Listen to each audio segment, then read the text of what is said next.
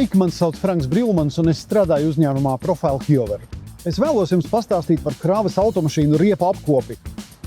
Jā, kādas ir kravas auto riepu minimālās likumiskās prasības? Tām jābūt ar vismaz 1,6 mm dziļu protektoru un karkasā nedrīkst būt redzami izspiedumi vai tērauci.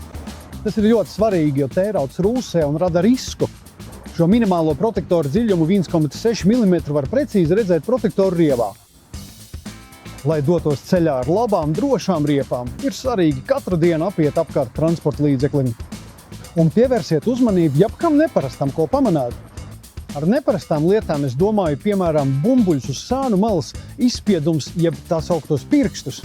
Pārbaudiet protektora dziļumu un jo īpaši to, vai visas riteņu skrūves ir savā vietā.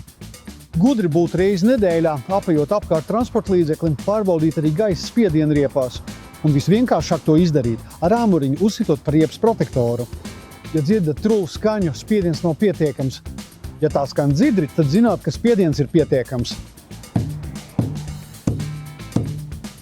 Ja šaubāties par spiedienu riepās un vēlaties to pārbaudīt, dariet to tukai darbnīcā. Pārbaudas laikā īpaši pievērsiet uzmanību tam, vai uz diska nav rūsas svītru.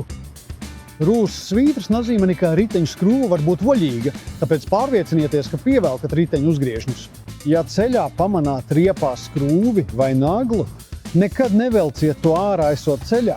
Vispirms aizbrauciet līdz darbnīcai. Ļoti skaidrs pamatnoteikums, ja spiediens ir par vairāk nekā 2 bāriem zemāks. Brauciet uz darbnīcu un lieciet pārbaudīt riepu, jo tad tai tiešām ir caurums.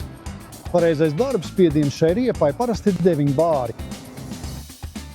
Ja es izmēru 7 bārus, tad tiešām kaut kas nav kārtībā. Tad brauciet uz darbnīcu un lieciet riepas saremontēt. Riepas ir vienīgais kontakts ar ceļa virsmu.